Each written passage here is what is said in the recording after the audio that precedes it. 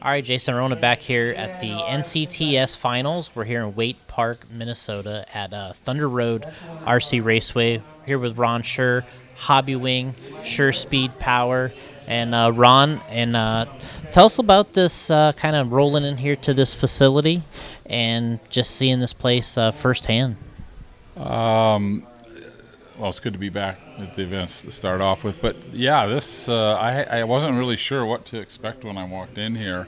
I saw some pictures of the facility, the track outside, and that was impressive. But I had no idea that this shop was here, and the shop is probably one of the most complete hobby shops I've seen for quite a while. I mean, they've got everything. I just got done spending about 15, 20 minutes walking through.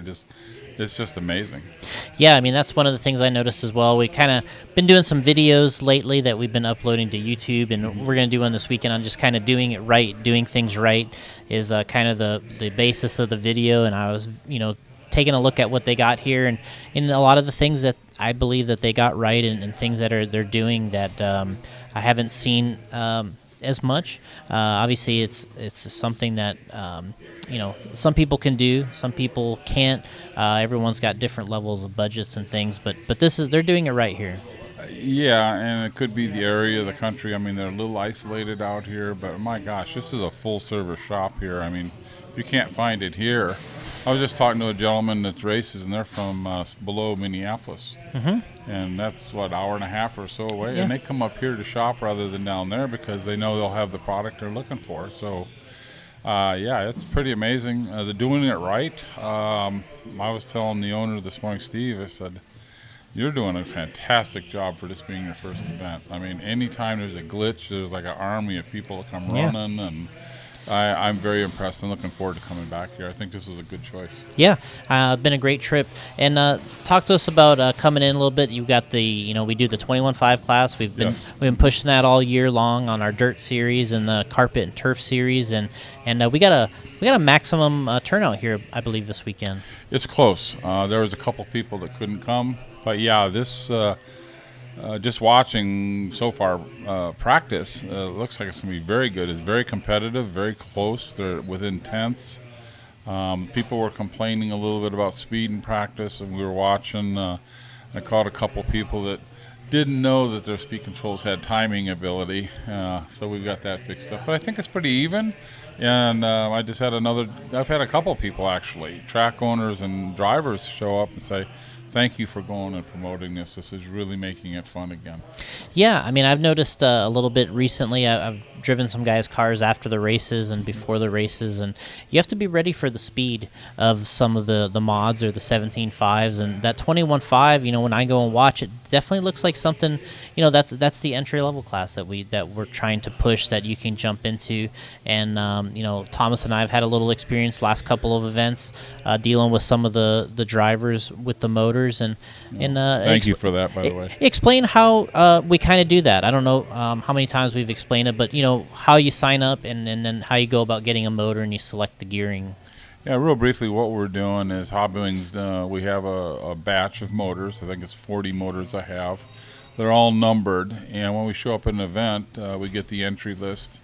And then as people come up, we assign motors out, so we know which motor they have.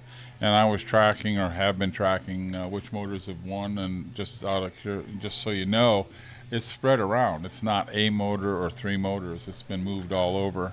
But we just assign them out, and then the guys go out and race. And after their last event on Sunday, they just return them. And I take them back to the shop and just go through the ones that were run and used and make sure we're not going to have a problem or try to prevent any issues, and we move forward with the next event.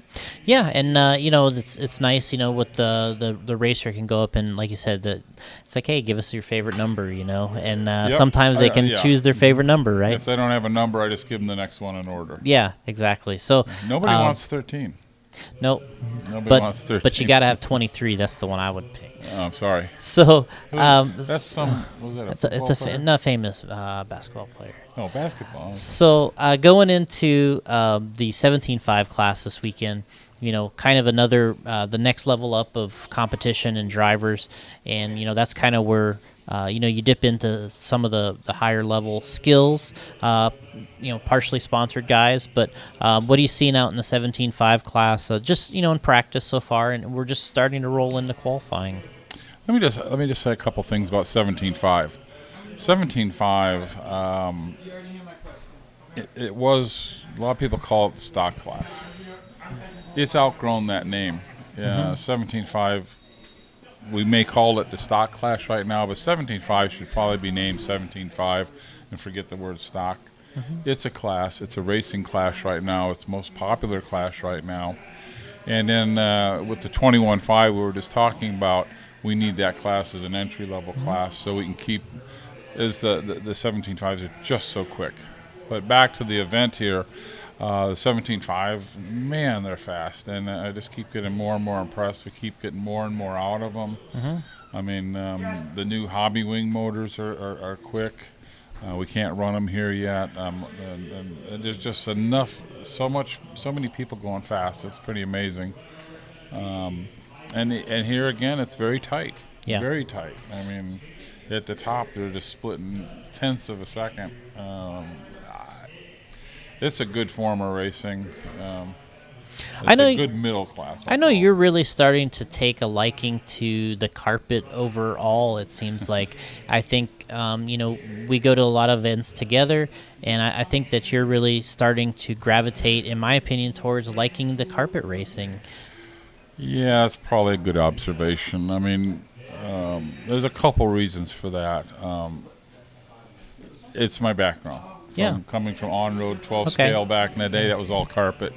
So it seems kind of natural to me. And don't get me wrong, I love running on the dirt tracks and so forth. But with the carpet coming around and what we're doing right now with the tire situation and the tire prep and the burn-in, and when I go to a dirt race, I call it the Monday morning flu almost. Because by Sunday night, I've got a sore throat.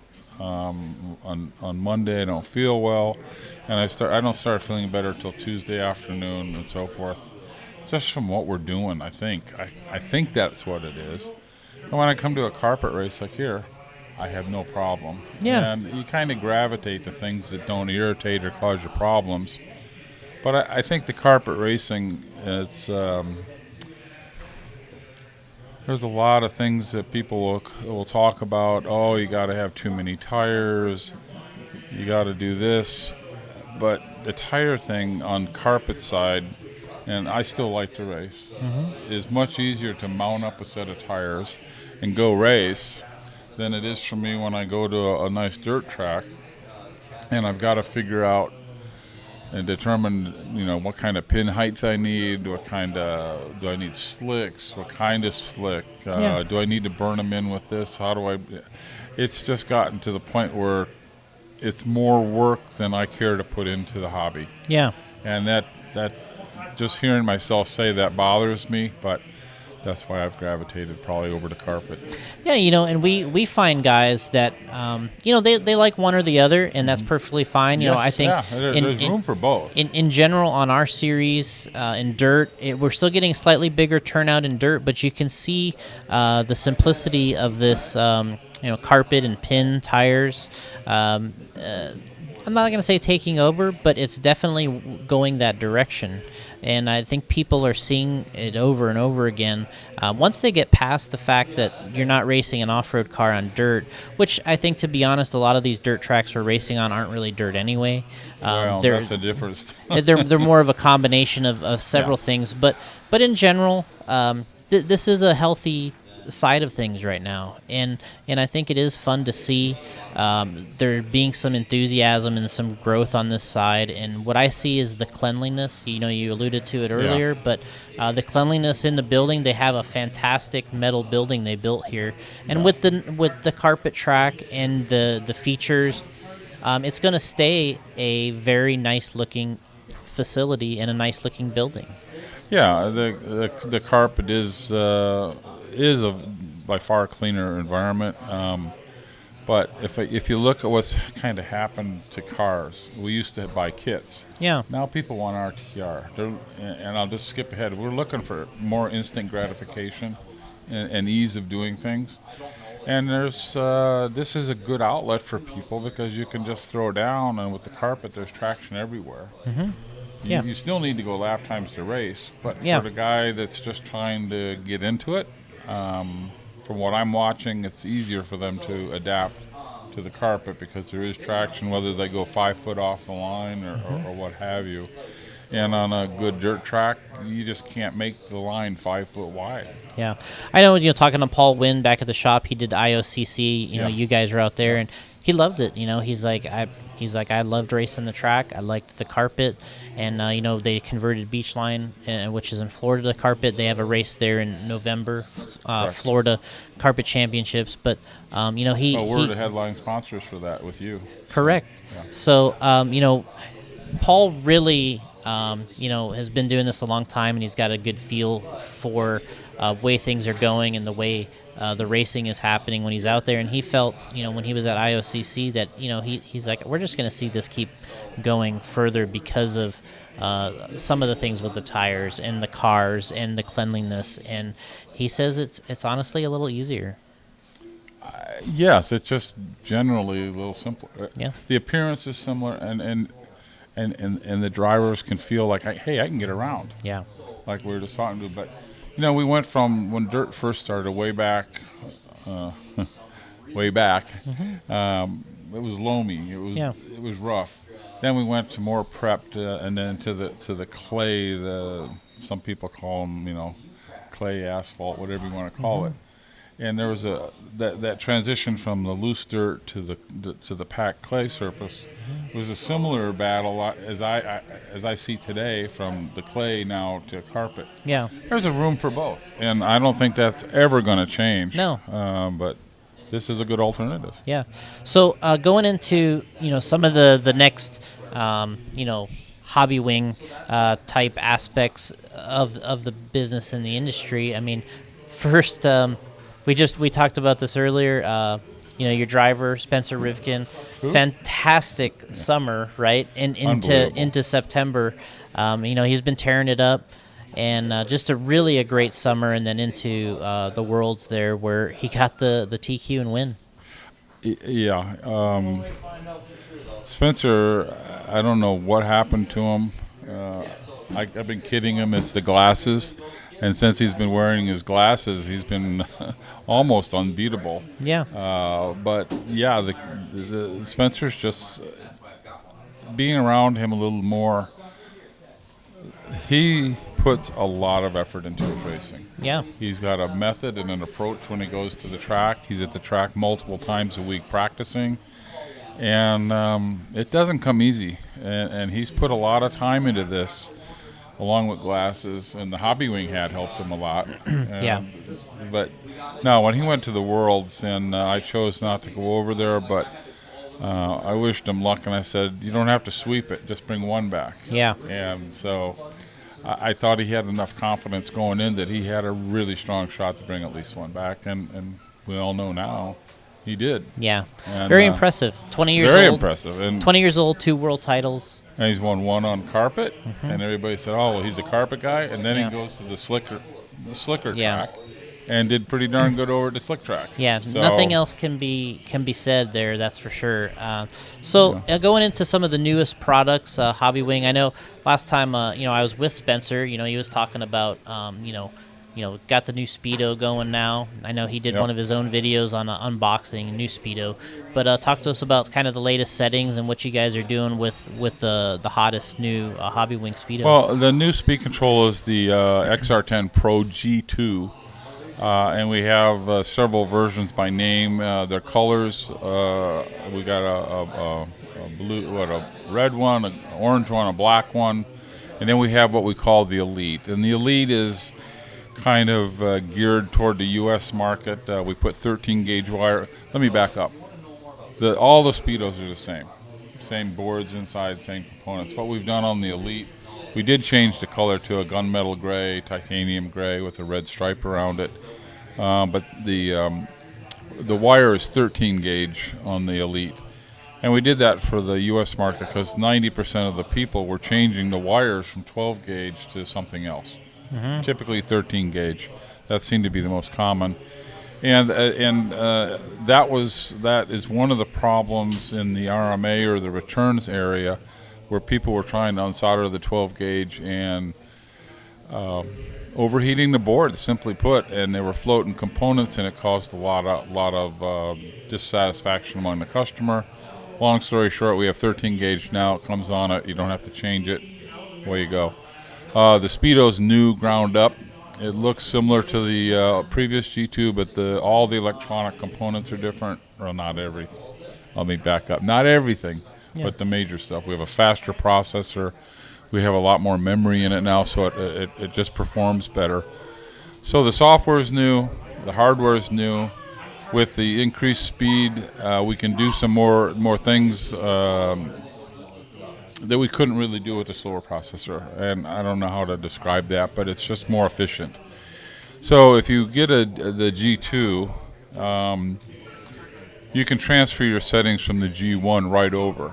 But when you go out and run on the track, you're probably gonna find you're gonna adjust it a little bit here or there. There are more adjustments on the G2, like for brakes, for instance. No longer is it 50%, 62, 75, 82, or 87, whatever it was. Now you can go by one, just for an example. Yeah. And so you've got a little fine tuning, so you can roll over and get going right away. But then you'll find you can work with it and gain more advantage. Our BEC has become a very good tuning tool. A lot of people have either the 6-volt or 7.4. We've made it variable from 5.8 to 7.4. Okay. So a lot of people play with the speed of servos and so forth, so we can slow the servo down, put it to 6.5, 6.6, 6.3, whatever you want to do. But it is a new platform. We're having good luck with it. And then it's also you can plug it in backwards, and it doesn't hurt it. Now the cap that comes with it, the standard cap, that still goes boom, and it scares a lot of people that the ESC went bad. It's fine.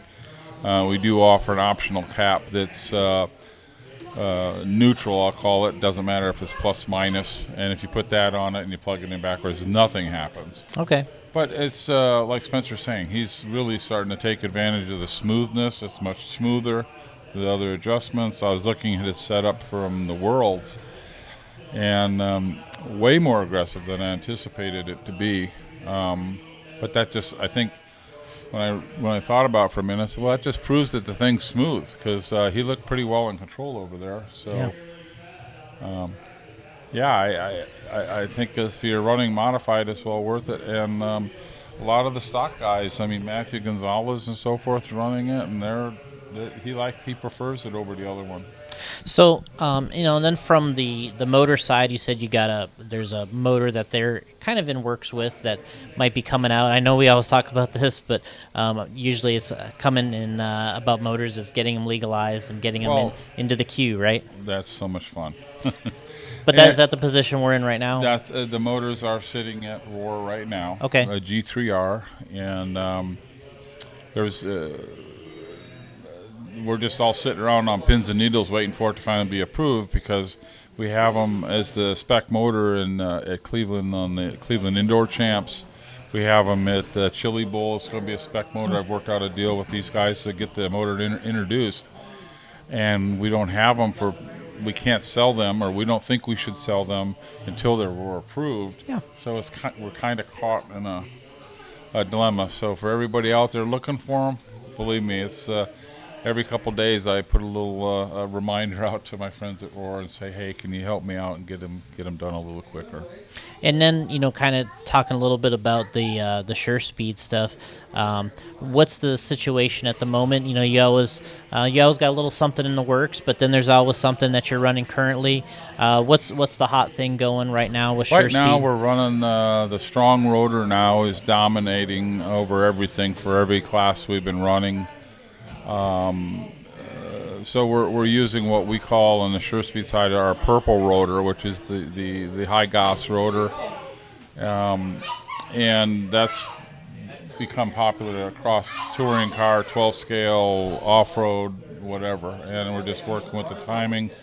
We've had some changes in what we're doing in setup. I've got the V4 is still the current motor. It's been very well received, and I want to work. And I've got a V5 sitting here that I've done some initial work with, but there's potential for some rules changes to appear from Roar, based on some of the recent controversy, if you want to call it that. I guess that's the best way to call it. But until that is a little more firm, I think you're going to see a lot of the companies. In fact, I know of several companies that are kind of holding back to make sure that, because it's quite expensive to get a motor approved. Yeah. And we don't want to invest in that money, or I don't want to invest in that money right now until I know that it's going to be more than a 6-month motor. So we're sitting on the V4 at the moment. Correct. And then you're happy with the performance. V5's in the pipeline, but you're not in any hurries. You don't feel that it's necessary at the moment, but just trying to get ready down the road, 2020 beyond. Correct. Right now, the V4, we're still winning races. We're running right at the top. I'm not in a panic. I'd like to have something new, because something new always sells a little bit better, and it will be a little bit better. But if it's not going to be legal for more than a few months, I don't want to introduce that motor to the public. All right, well, Ron, thanks so much for being here again. Great facility here. We're excited to have you. Yeah. Of course, as always, we got the 21.5s running here a little later in the program in the first round, but we're going to check that out, see how the guys are doing, and check in with our 17.5 guys. And, of course, we got our hot mod guys that are laying it down here this weekend. But thanks again for joining us. And it's good to be back with you guys. I missed a couple events from conflicts, and I'm charged up and ready for the next one in Myrtle Beach. all right, well, thanks, Ron. Thank you.